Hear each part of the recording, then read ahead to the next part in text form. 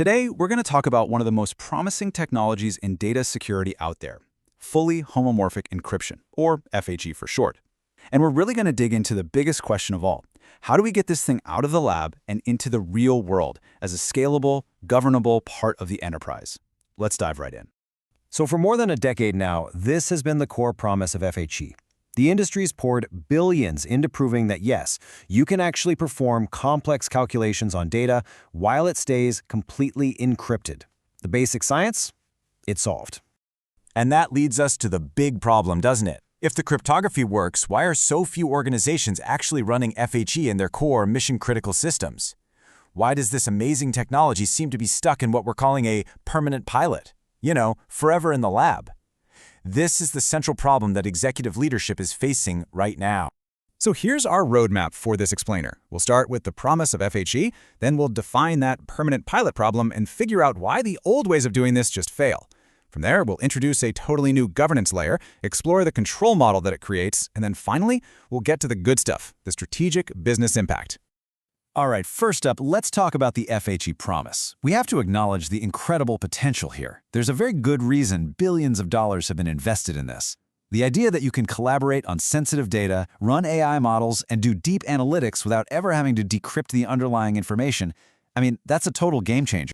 And this brings us right to the heart of the matter, what we're calling the permanent pilot problem. It's this huge gap between a successful test in the lab and actually using it at enterprise scale. The weird part is that so many of these FHE projects are called successful, but then they're deliberately kept away from the core systems. And if you're in a large organization, this probably looks really familiar. The FHE project is usually owned by some innovation or R&D team. It's focused on one single isolated workflow, like fraud detection, and it works, so they call it a success. And then, nothing. It just stops there. This isn't just a theory, it's a real pattern you can see across financial services, government, you name it. Okay, so here's the most important point we're going to make. The reason these pilots failed to grow up and go into production isn't because the crypto is broken. The math is solid. It's a failure of governance. The legacy way of doing FHE just can't handle the real-world pressures of enterprise risk, of audit, of operational control when you try to scale it up. And these failures, they don't happen with a big bang. They're quiet and they're predictable. First, trust gets snuck back in.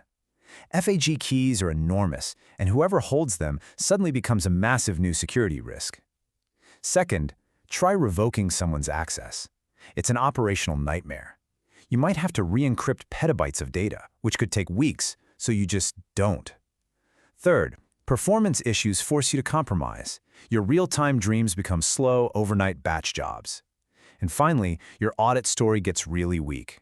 You can show a log that says someone was allowed in, but you can't prove with math that they should have been. This chart just lays it all out perfectly. Legacy FHE is basically just a crypto library. It's on you, the enterprise, to build all the governance around it. The trust model brings risk right back in the front door, through key custody. And since revocation is so hard, people just avoid it. The whole thing is built on procedural controls, not on math you can actually enforce, and that's why it hits a wall. This is where things change. This is the inflection point. The solution isn't just a faster algorithm, it's a whole new layer built to solve the real problem. XSOC is that governance layer. It shifts the entire focus from just securing the math to securing the governance of that math. And this really gets at the fundamental shift in the question we should be asking. The old way forces you to ask, who can we trust with the keys? Which, let's be honest, is a question with no truly safe answer. XSOC asks a much, much better question. Can this computation happen without any party, not even us, ever holding the keys? The answer to that question is yes, and here's how. XSOC's core technology, called DSKAG, doesn't use stored keys at all. Instead, keys are created on the fly, just for that one moment of an authorized computation, and then they disappear. They're never stored, never sent anywhere, never put in escrow. The whole idea of key custody just goes away, because there's literally nothing to hold on. So this new architecture creates a completely new control model. It's a fundamental difference. We're moving from a world of procedural access, an admin clicks a button to grant permission, to a world of cryptographic enforcement, where the policy is actually baked into the mathematics. Now have a look at this comparison. This isn't just about a few extra features, this is about things that are structurally exclusive. Look at these critical capabilities. Policy enforced by cryptography, keys never stored at rest, instant revocation. The legacy and partial FHE solutions, they just can't do it. With XSOC, these aren't add-ons, they are native, cryptographic facts of how the system works. So this is where the rubber meets the road.